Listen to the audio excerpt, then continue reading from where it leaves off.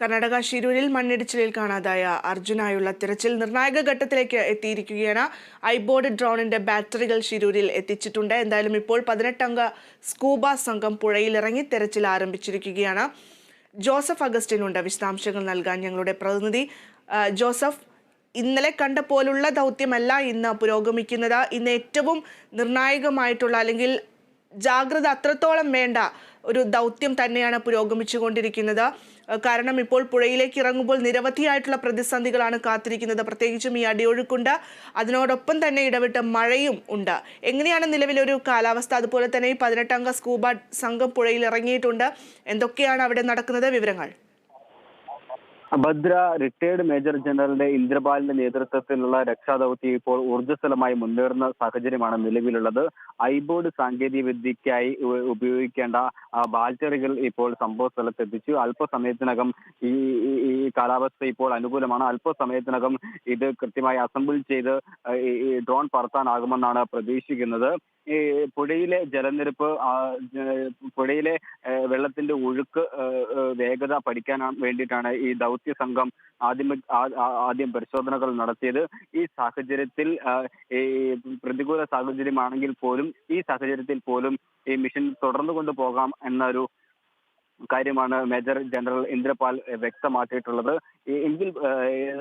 എങ്കിൽ പോലും ഈ ഗംഗാവാലി പുഴയോരത്ത് ഈ നീരൊഴുക്ക് ശക്തമാകുന്ന ഒരു സാഹചര്യമാണ് നിലവിലുള്ളത്. ഈ ദൗത്യം ഇപ്പോൾ ആരംഭിച്ചു, പക്ഷേ എപ്പോൾ ഒരു വ്യക്തമായ സൂചനയിലേക്ക് ലഭിക്കും, എപ്പോൾ നമുക്ക് ലോറിയിലേക്ക് എത്തിച്ചേരാനാകുമെന്ന് എപ്പോഴും പറയാൻ സാധിക്കുകയില്ല. കലങ്ങി മറിയുന്ന ഈ പുഴയിൽ ഈ അടിയൊഴുക്ക് ശക്തമാണ്. ഈ കാഴ്ച വിസിബിലിറ്റി 0% ആണ്. അതുകൊണ്ട് തന്നെ നിലവിലെ സാഹചര്യം ഏറെ വെല്ലുവിളി സൃഷ്ടിക്കുന്നുണ്ട്. എങ്കിൽ പോലും വേറെ പ്രതീക്ഷയോടെ ആണ് നമ്മളിപ്പോൾ എല്ലാവരും ഇവിടെ നിലകൊള്ളുന്നത്.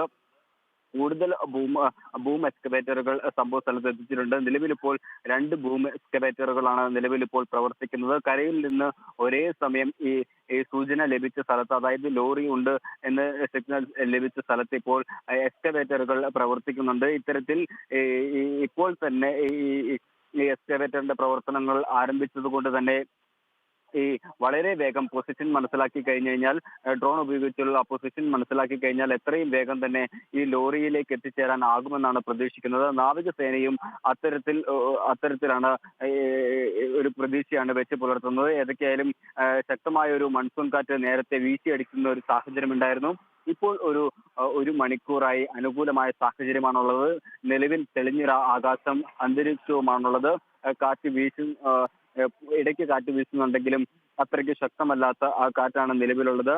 നിലവിൽ ഈ പ്രദേശത്തേക്ക് മാധ്യമപ്രവർത്തകർക്കും അതുപോലെ തന്നെ ചില നേരത്തെ ഉണ്ടായിരുന്ന അത്രയും ഉദ്യോഗസ്ഥർക്കും ഇപ്പോൾ വിലക്ക് ഏർപ്പെടുത്തിയിട്ടുണ്ട്. മൊബൈൽ ഫോൺ അടക്കമുള്ള സംവിധാനങ്ങൾക്കാണ് ഇപ്പോൾ വിലക്ക് ഏർപ്പെടുത്തിയിട്ടുള്ളത്. ഐബോർഡ് സംവിധാനത്തിന് വേണ്ടി ഈ സിഗ്നൽ ലഭിക്കുന്നതിനും അത് കൃത്യമാകുന്നതിനും വേണ്ടിയിട്ടാണ് ഇത്തരത്തിൽ ഒരു മാറ്റം കൊണ്ടുവന്നിരിക്കുന്നത്. ഫ്രീക്വൻസിയിലെ മാറ്റവും കൃത്യത കുറയും എന്നൊരു കാരണങ്ങൾ ചൂണ്ടിക്കാട്ടിയായിരുന്നു അവർ ഇത്തരത്തിലൊരു ക്രമീകരണം നടത്തിയിട്ടുണ്ടായിരുന്നത്. ഓരോ 2 മണിക്കൂർ കൂടുമ്പോഴും ഈ സച്ചിൻ ദേവ് MLA അല്ലെങ്കിൽ ലിൻഡോ ജോസഫ് MLA അതുപോലെ അല്ലെങ്കിൽ മറ്റ് ജനപ്രതിനിധികൾ അവിടെ നടക്കുന്ന കാര്യങ്ങളെക്കുറിച്ച് കൃത്യമായി മാധ്യമങ്ങളെ അറിയിക്കുന്നുണ്ട്. എന്തായാലും ഗംഗാവാലി പുഴയോരത്ത് അടിഞ്ഞിട്ടുള്ള അർജുന്റെ ലോറി എത്രയും വേഗം കണ്ടെത്തി അതിൽ നിന്ന് അർജുനെ കണ്ടെത്താനാകുമെന്നാണ് പ്രതീക്ഷിക്കുന്നത്. ഡൈവർമാരെ ഇറക്കി ക്യാബിനിൽ ആദ്യഘട്ടത്തിൽ പരിശോധന നടത്തും. അർജുൻ ഉണ്ടോ എന്ന് ഉറപ്പുവരുത്തിയ ശേഷം ലോറി ഉയർത്തുന്ന അടക്കം കാര്യങ്ങൾ പരിശോധിക്കും. പിന്നീട് തുടർന്ന് ഇരുവശങ്ങളിലെ മണ്ണുകൾ അടക്കം നീക്കം ചെയ്ത് മുഴുവനായും ലോറി പുറത്തെത്തിക്കാനാകുമെന്നാണ് പ്രതീക്ഷിക്കുന്നത്. എന്തായാലും ഇവിടെ ശക്തമായ രീതിയിൽ, ഊർജിതമായ രീതിയിൽ, കാര്യക്ഷമമായ രീതിയിൽ സാങ്കേതിക വിദ്യയുടെ സഹായത്തോടുകൂടി, യന്ത്രങ്ങളുടെ സഹായത്തോടുകൂടി, വിദഗ്ധരായ ആളുകളുടെ മാർഗനിർദ്ദേശത്തോടുകൂടി, ഏകോപന സ്വഭാവത്തോടെ ഇവിടെ രക്ഷാപ്രവർത്തനം നടക്കുന്ന ഒരു സാഹചര്യമാണ് ഇപ്പോൾ നിലവിലുള്ളത്. കാലാവസ്ഥയും അനുകൂലമായി തന്നെ തുടരുകയാണ്. വൃഷ്ടി പ്രദേശങ്ങളിൽ മഴ കുറഞ്ഞിട്ടുണ്ട്. എങ്കിലും മലയിടുക്കുകളിൽ നിന്നുള്ള നികച്ചാലുകൾ ശക്തമാണ് എന്നാണ് ഇപ്പോൾ ലഭിക്കുന്ന വിവരം. കരസേനയുടെയും നാവികസേനയുടെയും പ്രത്യേക ആക്ഷൻ പ്ലാനുകൾ ഇന്ന് പ്രാബല്യത്തിലാകുന്നതോടെ ഈ ഈ ഈ- ഈ 100% ഫലം കാണുമെന്നൊരു പ്രതീക്ഷയിലാണ് നാമും ഉള്ളത് ഭദ്ര. തീർച്ചയായും ജോസഫ്, എന്തായാലും ഈ ഡ്രോൺ ഇപ്പോൾ ബാറ്ററി എത്തിയിട്ടുണ്ട് ശിരൂരിൽ. എന്തായാലും അത് ഘടിപ്പിച്ചതിന് ശേഷം 1 മണിയോട് കൂടി ഏകദേശം ഈ രക്ഷാ ദൗത്യം തുടരും, ഡ്രോൺ ഉപയോഗിച്ചുള്ള പരിശോധന തുടരും എന്നൊക്കെയാണ് അറിയാൻ സാധിക്കുന്നത്. അതുപോലെ തന്നെ ഇപ്പോൾ അവിടെ ഒരു കൺട്രോൾ റൂം തുറന്നിട്ടുണ്ട് എന്നും അറിയാൻ സാധിക്കുന്നുണ്ട്. അതായത് എനിക്ക് തോന്നുന്നു ഈ കാര്യങ്ങളൊക്കെ ഏകോപിപ്പിക്കുന്നതിന് വേണ്ടിയിട്ടാണോ സൈന്യം ഇത്തരത്തിലൊരു കൺട്രോൾ റൂം തുറന്നിരിക്കുന്നത്? അതിൻ്റെയൊക്കെ ഒരു എങ്ങനെയാണ് അതിൻ്റെ വിശദാംശങ്ങൾ? കൺട്രോൾ റൂമിന്റെ പ്രവർത്തനം എന്ന് പറയുന്നത് ഈ ഐബോർഡ് സാങ്കേതിക വിദ്യയിൽ നിന്ന് ഉപയോഗിക്കുന്ന ചിത്രങ്ങൾ ക്രോഡീകരിക്കാനും അതുപോലെ തന്നെ ഒരു പ്രത്യേക നിഗമനത്തിൽ എത്തിച്ചേരാനും ചിത്രങ്ങൾ നിർമ്മിക്കുവാനും വേണ്ടിയിട്ടാണ് ഇത്തരത്തിൽ ഒരു കൺട്രോൾ റൂം സജ്ജീകരിച്ചിട്ടുള്ളത്. മാത്രമല്ല കൃത്യമായ നിർദ്ദേശങ്ങൾ ഈ ഡ്രോൺ അടക്കം ഈ ഡ്രോണിന്റെ സാങ്കേതിക വിദഗ്ധർക്ക് കൃത്യമായ നിർദ്ദേശങ്ങൾ നൽകുന്നതിനും വേണ്ടിയിട്ടാണ് ഇപ്പോൾ ഇങ്ങനെ ഒരു താൽക്കാലിക ക്രമീകരണം നടത്തിയിട്ടുള്ളത്. നേരത്തെ ഇവിടെ മറ്റ് രീതിയിലുള്ള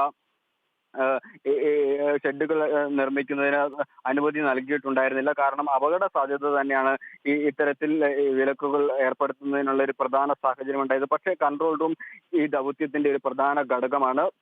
ഈ കൺട്രോൾ റൂം ഉണ്ടെങ്കിൽ മാത്രമേ ഈ പ്രവർത്തനങ്ങളെ കൃത്യമായി ഏകോപിപ്പിക്കാനും കൃത്യമായി കൂടിയാലോചനകൾ നടത്തുവാനും സൈനികരെയും കരസേനയുടെ ഉദ്യോഗസ്ഥരെയും നാവികസേനയുടെ ഉദ്യോഗസ്ഥരെയും മറ്റ് മിഷൻ ഓപ്പറേറ്റർമാരെയും അതുപോലെ തന്നെ സാങ്കേതിക വിദഗ്ധരെയും മറ്റ് പോലീസ് ഉദ്യോഗസ്ഥരെയും ഏകീകരിച്ച് ഈ പ്രവർത്തികൾ മുന്നോട്ട് കൊണ്ടുപോകാൻ സാധിക്കുകയുള്ളൂ.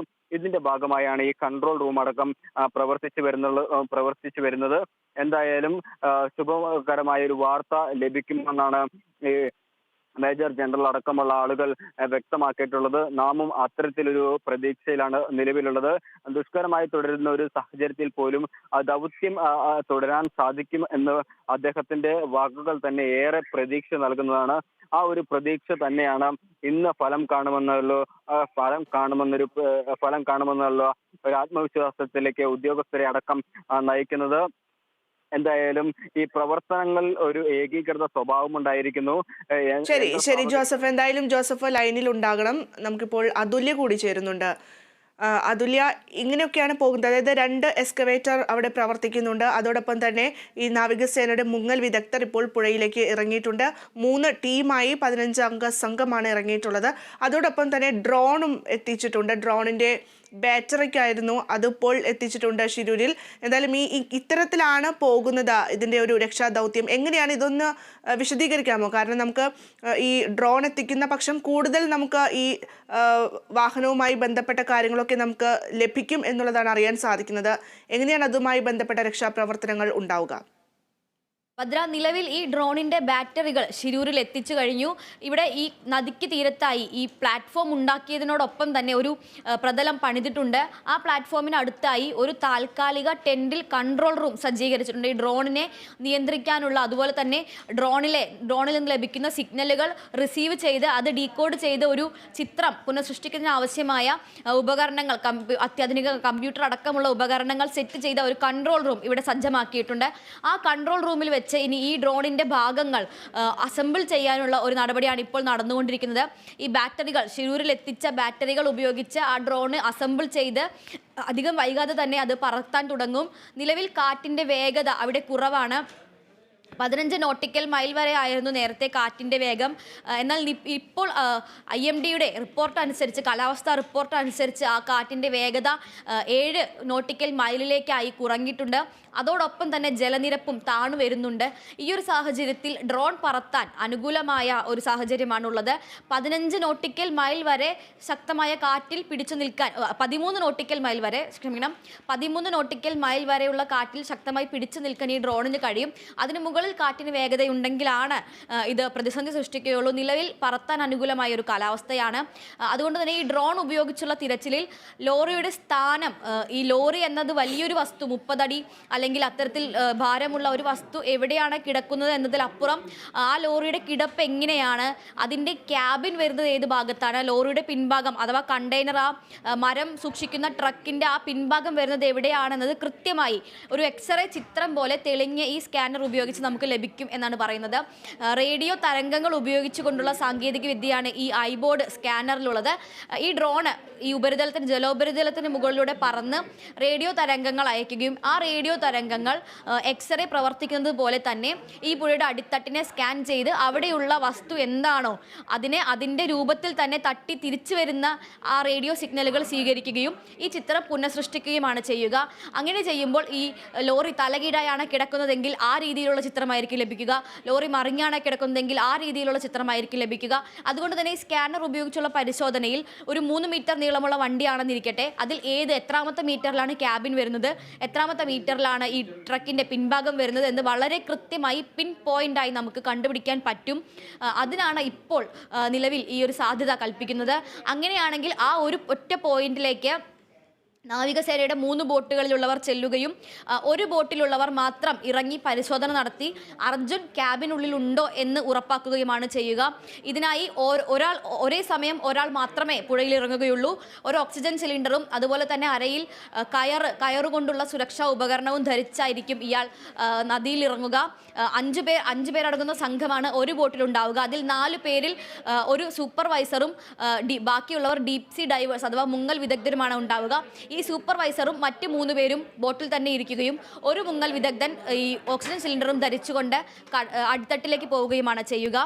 ഇത്തരത്തിൽ ഏതെങ്കിലും രീതിയിൽ ഇയാളുമായി ആശയവിനിമയം നടത്താൻ സാധിക്കാത്ത പക്ഷം കയറിൻ്റെ ചലനത്തിലൂടെയോ അതുപോലെ തന്നെ ഇത്തരത്തിൽ ഓക്സിജൻ സിലിണ്ടറിൽ ഘടിപ്പിച്ചിട്ടുള്ള മീറ്ററിൽ ഈ വായുവിൻ്റെയും ജലത്തിൻ്റെയും മർദ്ദം അളക്കും. ഈ പ്രഷർ അളക്കുന്ന മീറ്ററുണ്ട്.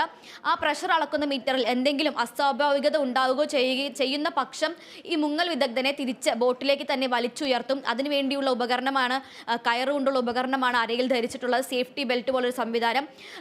അടിയിൽ കുത്തൊഴുക്ക് വളരെ ശക്തമായതിനാൽ തന്നെ വളരെയധികം ഭീഷണിയുള്ള ഒരു ദൗത്യമാണിത്. അതുകൊണ്ട് തന്നെ താഴേക്ക് പോകുന്ന മുങ്ങൽ വിദഗ്ധനെ എന്തെങ്കിലും ഒരു ആദ്യ സൂചനയിൽ തന്നെ അപായത്തിൻ്റെ ആദ്യ സൂചനയിൽ തന്നെ വലിച്ച് ബോട്ടിലേക്ക് ഉയർത്താൻ സന്നദ്ധമായാണ് ബോട്ടിലുള്ള മറ്റുള്ളവർ നിൽക്കുക. അങ്ങനെയെങ്കിൽ അതിനുശേഷം അയാൾക്ക് പകരം മറ്റൊരാൾ ഇറങ്ങുകയും വീണ്ടും ഇതേ ശ്രമം തുടരുകയും ചെയ്യും.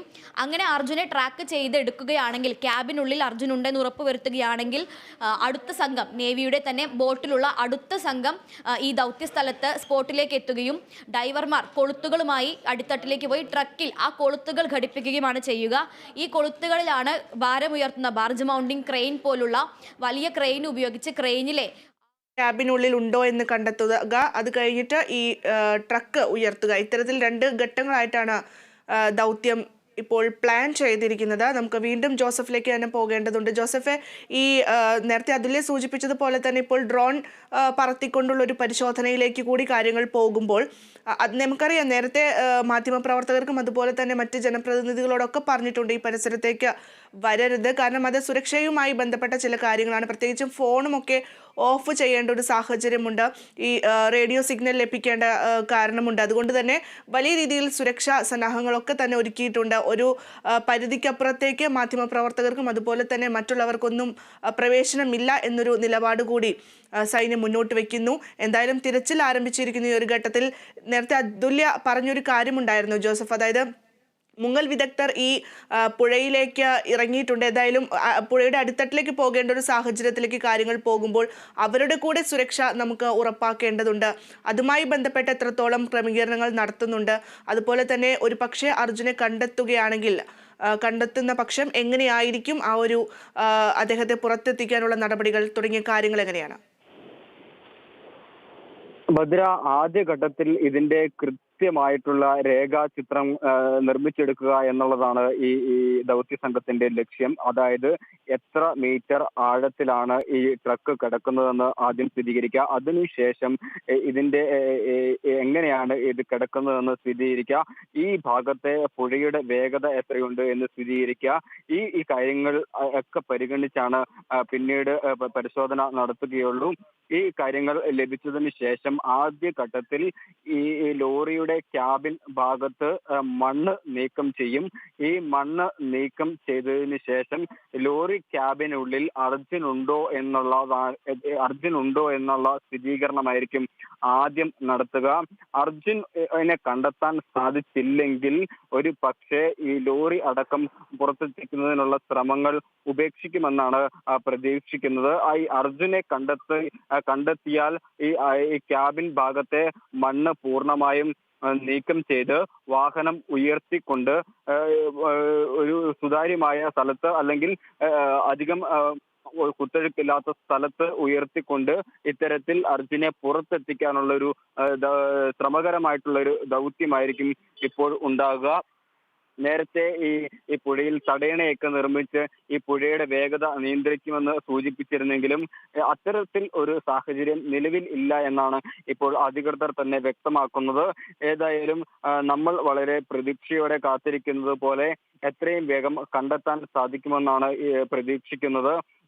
ഈ അത്യാധുനിക സംവിധാനങ്ങൾ നിലകൊള്ളുന്ന ഒരു സാഹചര്യത്തിൽ, യന്ത്ര സാമഗ്രികൾ നിലനിൽക്കുന്ന ഒരു സാഹചര്യത്തിൽ, കാലാവസ്ഥ പ്രതികൂലമാണെങ്കിൽ പോലും ദൗത്യം തുടരാം എന്നൊരു പ്രതീക്ഷ ഉദ്യോഗസ്ഥർ പങ്കുവെക്കുന്ന ഒരു സാഹചര്യത്തിൽ, കൃത്യമായ രീതിയിൽ ഇടപെടലുകൾ നടത്തുന്ന ഒരു സാഹചര്യത്തിൽ കര നാവിക സേന ഉദ്യോഗസ്ഥന്മാർ പ്രവർത്തിക്കുന്ന ഒരു സാഹചര്യത്തിൽ ഒക്കെ നമുക്ക് വലിയൊരു പ്രതീക്ഷയാണ് നിലനിൽക്കുന്നത്. ഈ ലോറിയുടെ പൊസിഷനിങ് മനസ്സിലാക്കുക എന്നതാണ് ഇപ്പോൾ ഏറ്റവും പ്രധാനപ്പെട്ട കാര്യം.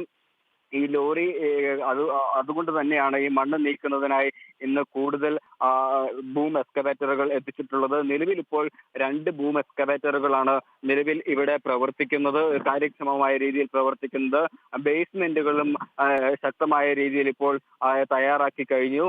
അതുകൊണ്ട് തന്നെ സുഗമമായും സുരക്ഷിതമായും ഇത്തരത്തിൽ ജോലി ചെയ്യാൻ പറ്റുന്നൊരു സാഹചര്യം നിലവിലുണ്ട്. ഭദ്ര സൂചിപ്പിച്ച ചോദ്യത്തിലേക്ക് വരാം. അതായത് ഈ ഉദ്യോഗസ്ഥരുടെ സുരക്ഷ ഒരു വലിയ ചോദ്യചിഹ്നമാണ്. ആദ്യഘട്ടത്തിൽ എന്തുകൊണ്ടാണ് മാധ്യമപ്രവർത്തകരെ അടക്കം അങ്ങോട്ട് കടത്തിവിടാത്തത് എന്ന് ചോദിച്ചപ്പോൾ ഉദ്യോഗസ്ഥർ തന്നെ പറഞ്ഞൊരു പ്രധാനപ്പെട്ട കാര്യമാണ്, നിങ്ങളുടെ സുരക്ഷയും ഞങ്ങളുടെ ഉത്തരവാദിത്തമാണ്, അതുകൊണ്ടാണ് കടത്തിവിടാത്തത് എന്നാണ് അദ്ദേഹം ഈ ഉദ്യോഗസ്ഥർ അടക്കം നമ്മളോട് പ്രതികരിച്ചത്. അവിടെ നിൽക്കുന്ന ഒരു സാഹചര്യത്തിൽ ആദ്യ ദിവസങ്ങളിൽ ആദ്യ ഘട്ടങ്ങളിൽ ഇതുമായി ബന്ധപ്പെട്ട് ഒരു സുരക്ഷിതമായി ജോലി ചെയ്യാൻ പറ്റുന്ന ഒരു സാഹചര്യം നിലവിലില്ലായിരുന്നു എന്നുള്ളത് വസ്തുതയാണ്. അതായത് ലോറിയുമായി വരുവാൻ ഒരു ഡ്രൈവർക്ക് പേടിയാകുന്ന ഒരു സാഹചര്യമാണ് ഉള്ളത്. അതുപോലെ തന്നെ ഒരു JCB പ്രവർത്തിക്കണമെങ്കിൽ അതിന് കഴിയാത്തൊരു സാഹചര്യമാണുള്ളത്. കാരണം ശക്തമായ മഴ പെയ്യുമ്പോൾ JCBയുടെ കൈ തൊടുമ്പോൾ തന്നെ ഇത്തരത്തിൽ പ്രദേശം എന്താണ് സ്ഥിതി എന്ന് അറിയാൻ പറ്റാത്തൊരു സാഹചര്യമുണ്ട്. മാത്രമല്ല ഈ മല ഇടിഞ്ഞൊരു പ്രദേശം, അതിന് തൊട്ട് താഴെയാണ് ഈ പുഴ ഒഴുകുന്നത്. അതുകൊണ്ട് തന്നെ ഈ മലയുടെ ഭാഗത്തുണ്ടായ ഒരു മണ്ണിടിച്ചിൽ ഈ റോഡിന്റെ ഭാഗത്തും ഉണ്ടോ എന്നുള്ളൊരു സംശയമൊക്കെ ആദ്യഘട്ടങ്ങളിലുണ്ടായിരുന്നു. ഇതൊക്കെ തന്നെയാണ് ഇത്തരത്തിൽ ഈ അപകട സ്ഥലത്ത് ത്വരിതഗതിയിലുള്ള പ്രവർത്തനങ്ങൾ നടക്കുന്നതിൽ വിഖ്യാതമായി തടസ്സം സൃഷ്ടിച്ചത്.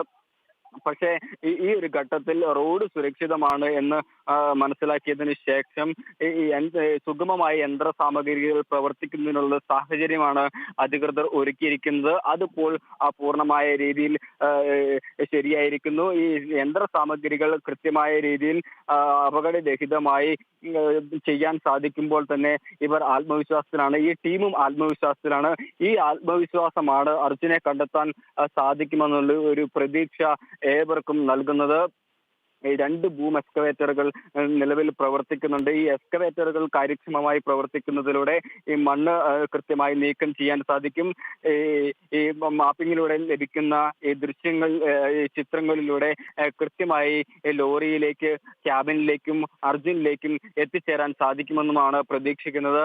അതുപോലെ തന്നെ സൂചിപ്പിച്ച പ്രധാനപ്പെട്ട കാര്യം ഈ ഉദ്യോഗസ്ഥരുടെ സുരക്ഷയാണ്. അതായത് ഈ നേവി ഉദ്യോഗസ്ഥരുടെ സുരക്ഷയാണ്.